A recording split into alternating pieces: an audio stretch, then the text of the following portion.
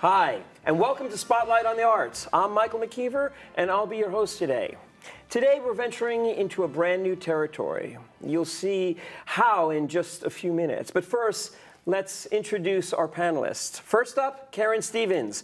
Karen is an award-winning actress who can be seen performing all over South Florida. Bill Hirschman. Bill is an arts journalist and founder of FloridaTheaterOnStage.com. And our very special guest panelist today is the one and only Wil Shriner, who is an actor, comedian, film director, and screenwriter. He is one busy guy. Today, our very special guest is Matt Florio, who is an actor and a filmmaker. This South Florida native has created a number of award-winning web series.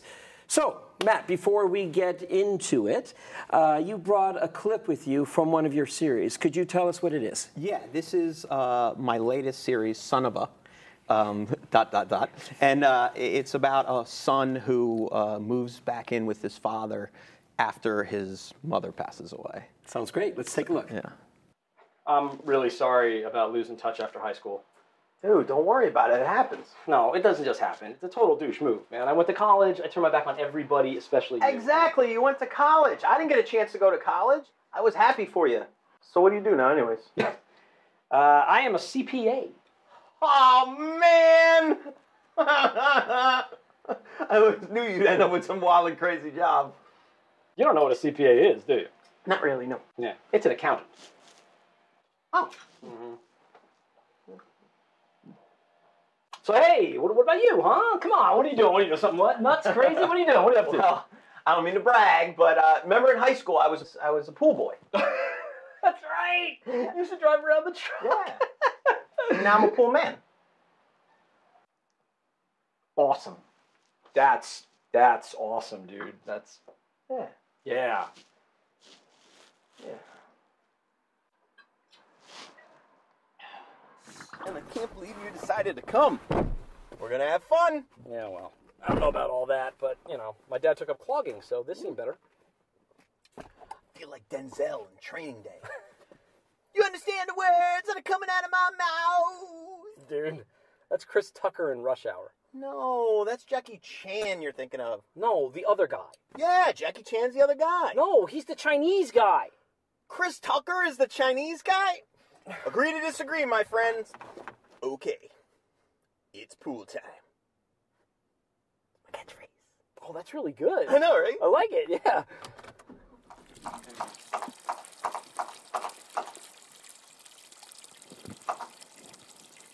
Marinelli, what the hell is wrong with you? Well, I don't think there's anything really wrong with me. Unique, maybe. It was a rhetorical question, Marinelli. Why did you urinate in Mr. Stewart's pool? I was cleaning the pool, and then I had to pee.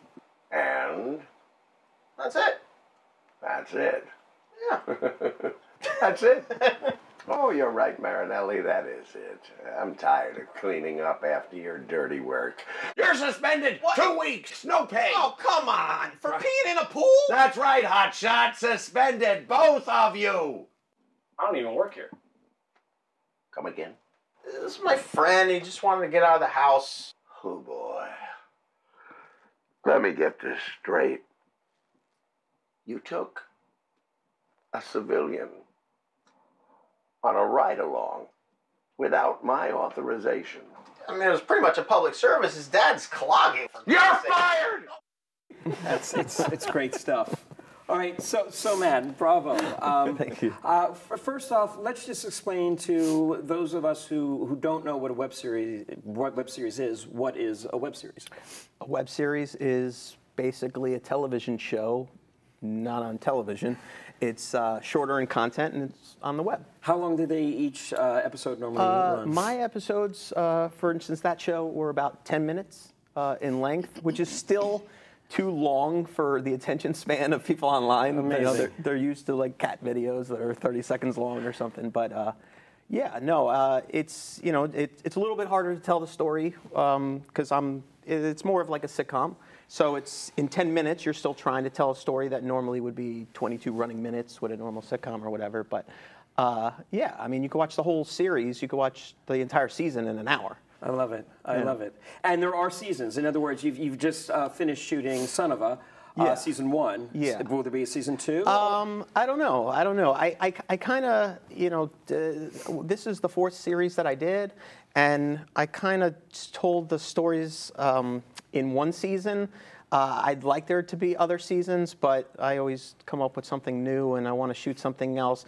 They're pretty much proof of concepts for to pitch as sitcoms for, Netflix or any network or. Got it. Got it. That was going to be my question. Why a web series as opposed to pitching a sitcom or a show to? It's kind of hard to get people to read anything. They usually ask you, did you write for Seinfeld? Do you know Tom Hanks? And they're like, no. So it's hard to get people to read unsolicited scripts. So I said, this was a way of me showcasing my writing, and actually getting to film things, work with other, everything I do is comedy, so to work with a number of stand-up comics, to work with comedic actors, improvisers, and stuff. So, we just, it was a way to shoot it and to still be able to pitch it later. We cut them into reels and pilots and sent them around to the film festivals, and there's actually web festivals now.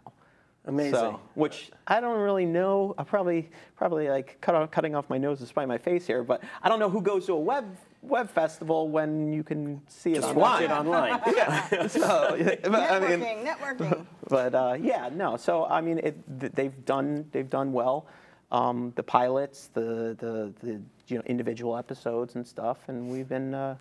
We just keep shooting new content. Well, it's really good stuff. It's really funny, and you. it's smart stuff as well. Did you go to school did you study film? Or? No, I graduated with a business degree, and I worked for a number of startup companies run by really not bright people. And so I kind of learned what not to do. But I mean, after sitting at a desk and the shirt and the tie, I mean, I get dressed up for a wedding or, God forbid, a funeral, but it just wasn't me. So I kind of started just writing just to like vent.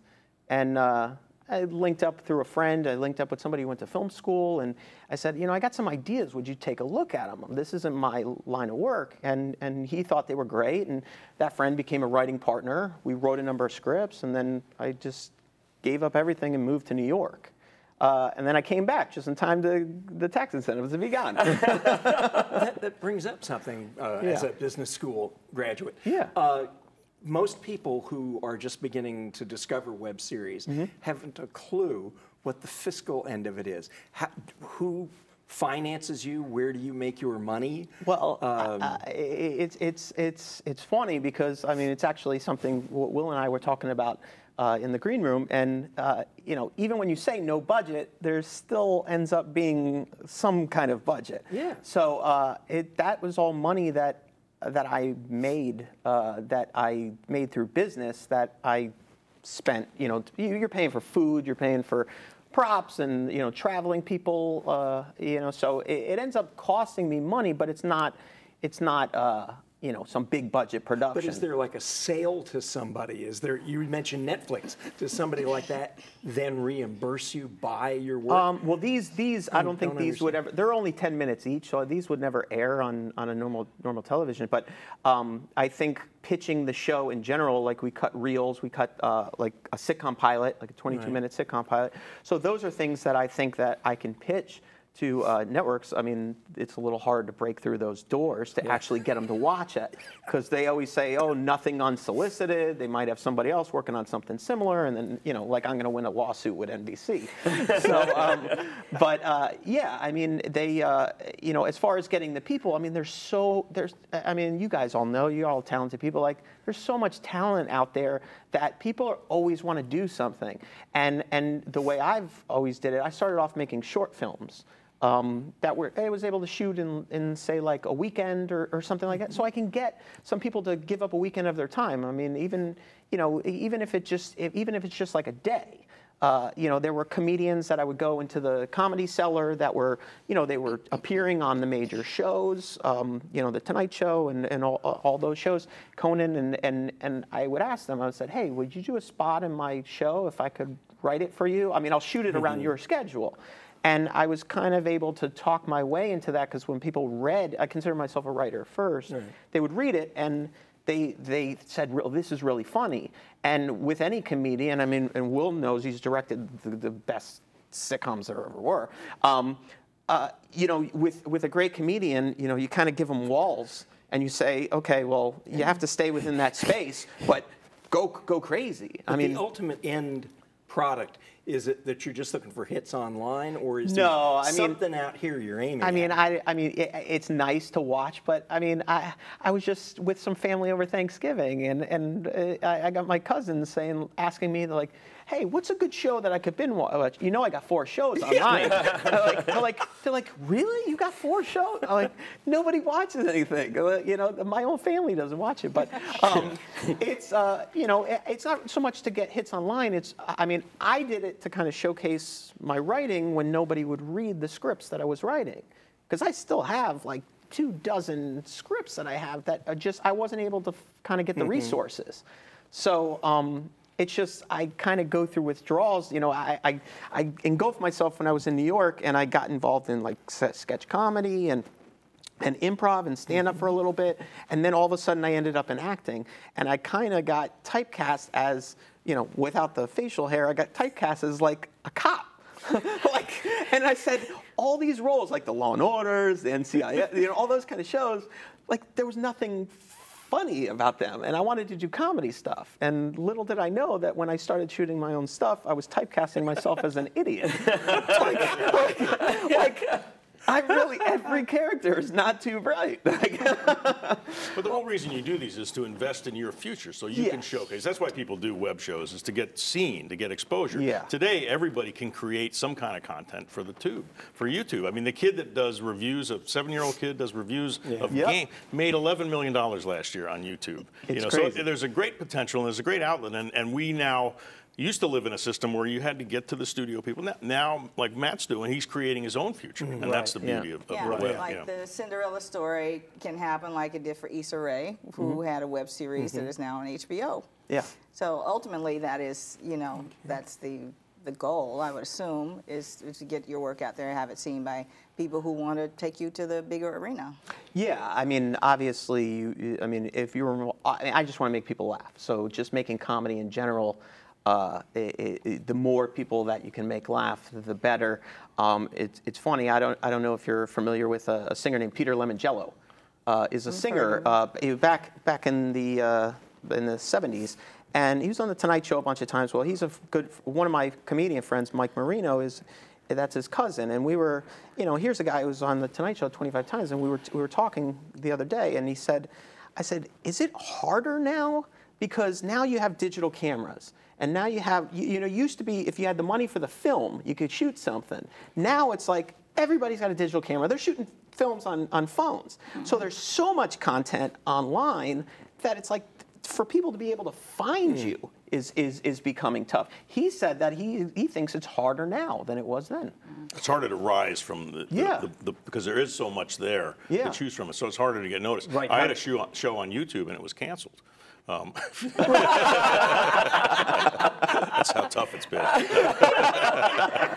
That's a joke. We've got another clip from another one of your series. This one called Web Series. Yeah. We're going to take a look at that right now. Before we do, let's give it a breakdown of what we're about to watch. You ever see the movie Inception? How it's like a dream within a dream within a dream? Yeah. Well, this is kind of Inception for idiots. It's a web series about shooting a web series called Web Series. They said it couldn't be done. Not this guy. They said you needed an agent. Screw agents. They said you needed money. Who needs money when you have creativity? Well, guess what? They did not count on us. That's right.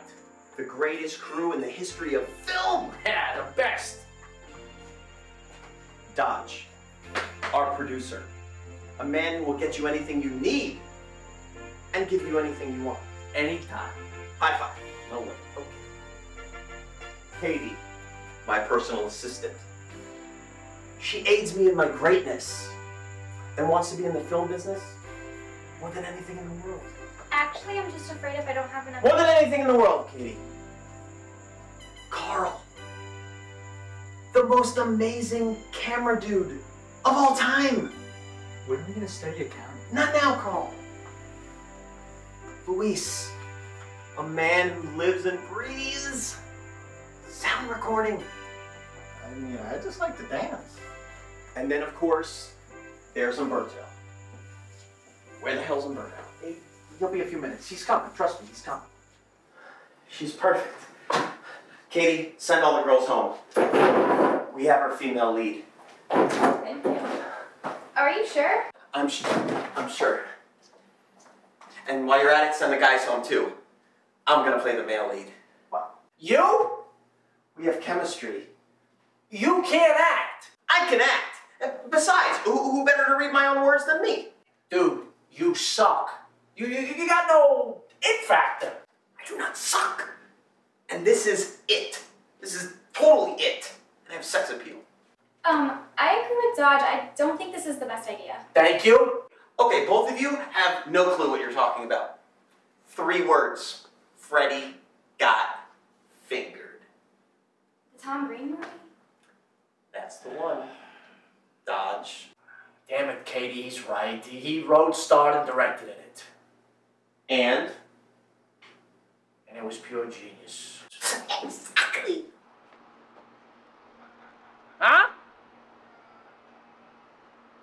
This is the big action finish. It's supposed to be a boat chase. What do you think this is? Max, you're not looking at the big picture. This is the way it's done. It's all CGI nowadays. Do you even know what CGI means? No? Do you? No. Look, don't worry about it. It's going to be spectacular.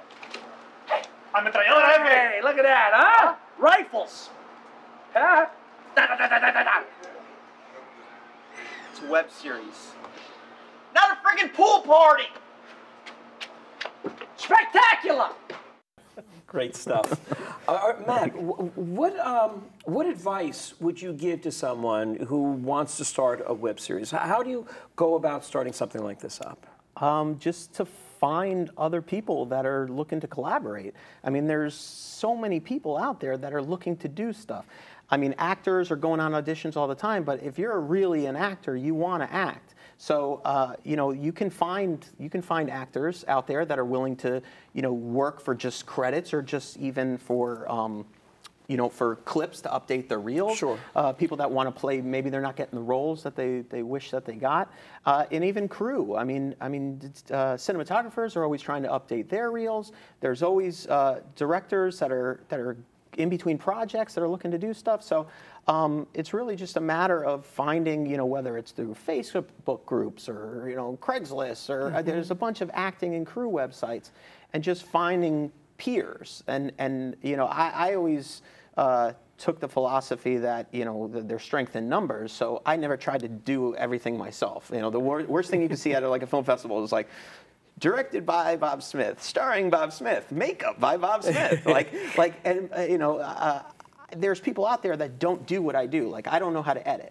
You know, the producer of the show, Mark, edited my last series, Son of a, and he did an amazing job. And I don't know how he sits in front of that computer and edits, because I couldn't do it. I go crazy.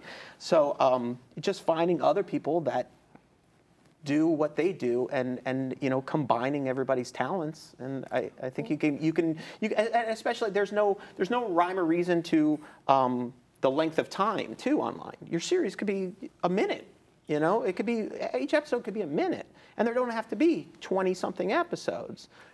So you can there's no there's just no I don't know, I guess the word I'm looking for is no template that you have to fall into. Yeah, there's no template to it.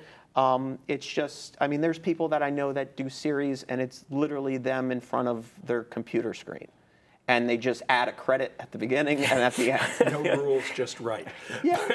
But I'm curious about, as someone who's created a website from scratch, one of the things that I'm curious that you've learned is, as we always say, you could have the secret of life. Yeah. But if nobody knows you're there, it doesn't matter. So what do you do in terms of marketing or spreading the word, or how do you let people know you exist? Yeah, I mean, social media now, you got to be on social media. It's kind of like if you're not on social media, you're dead. Like you know, you don't exist.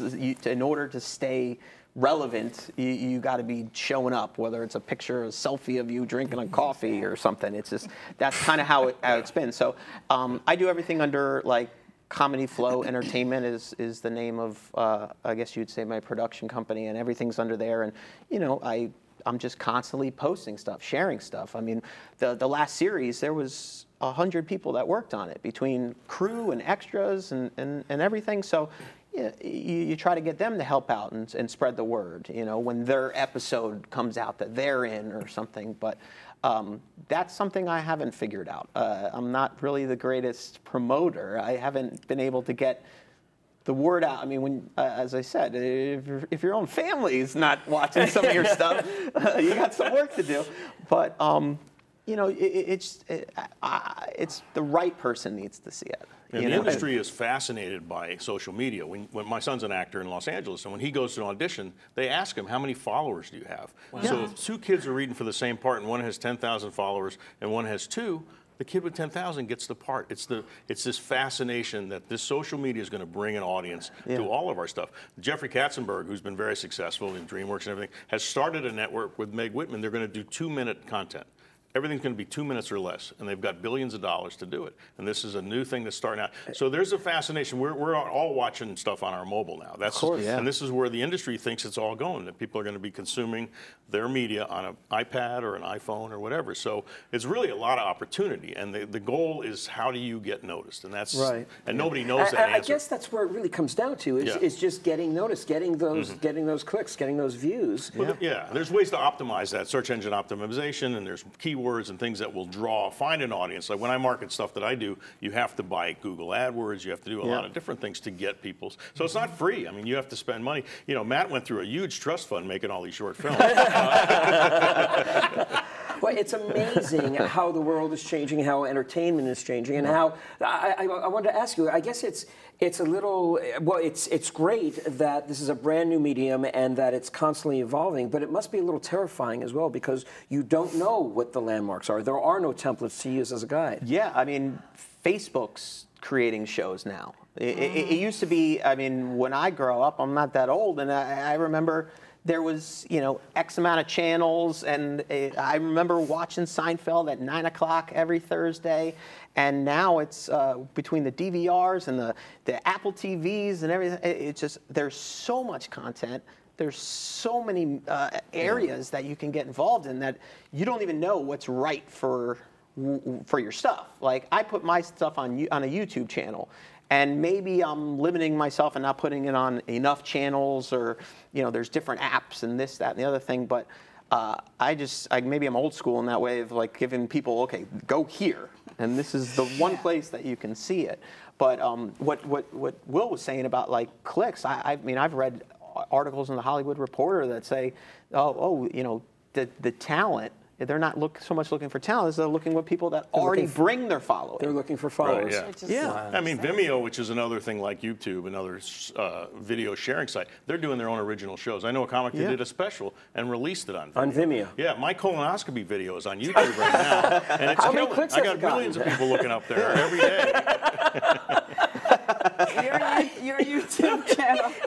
Your YouTube channel is Comedy Flow. Comedy Flow, right? FLO, FLO. That's where they can find you. And your website is comedyflow.net. .net. Okay. But everything that just links to social media. I mean and then you can find information on IMDb and things like that. I just have a question, and real quickly, how does one who has no experience in the field get up the nerve to do a web series? Like, you know, like you said, you started in business, and you know, then you went into acting, comedy, but having no formal training in these things, and no film school, none of that. How do you get the nerve to say, yeah, I'm gonna make me a movie? Well, I was writing scripts. I wrote my first script in 2003, and when I moved to New York, all I did was kind of knock on doors trying to get people to read my scripts. There was a couple times that I came close to raising anywhere between $30,000 and $2 million. And it just seemed that it always, and in the end, when it was time to put the sign on the dotted line, whatever investors or whatever weren't there. So I wrote 8 short films, and I said, okay, over the next 2 years, I'm going to shoot these. I have no clue how to do any of that.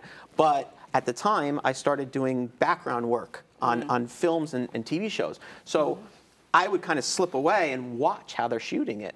And I kind of learned it that way. But I really just found, I said, okay, I need to team up with a director. So I went online, I posted ads looking for, hey, I'm a writer. And at that time, I was an actor now, and I said, I'm looking for a director. And I teamed up with a friend who now is a good friend of mine, and he had done a feature film. And then through that film, I learned, okay, these are kind of the, you know, this is what I need. Okay, I didn't have enough food for everybody. You know, like okay, let's rectify that. This time, it wasn't enough time to shoot, and then the next one becomes a little better, and the next one becomes better. How many web series now? I've done 4 web series and 9 short films. Nice. So, yeah. You're an inspiration, my friend. You are. Yeah. Keep plugging in there. You really are. Thank you. It shows like this, shows like today, it makes me happy when we do what we do. And just meeting you and getting to learn your work. It's a great job. And thank you for joining us. Oh, no, it's an honor to be here. Well, it's a pleasure and an honor to have you sit with us. I want to thank all of our panelists for being here today. A special thank you to Matt and our special guest panelist, Wil Shriner. Yeah, I'm on MySpace if you need to find me. I want to thank you for watching today. Spotlight on the Arts is a community program. That means we want you, the community, to get involved. You can subscribe to our email newsletter or simply drop us a line for suggestions or inspiration, anything you want. Our email address is spotlightonthearts@browardschools.com. And while you're at your computer, please go to floridatheateronstage.com and check out all the theater reviews and arts calendar and everything that's on there. There's a great amount of art in South Florida. We want you to be a part of it. Pick out a show, pick out a concert, pick out something that you want to go to. And as Iris Acker would always say, go to the theater. Thank you so much for joining us. We'll see you next week.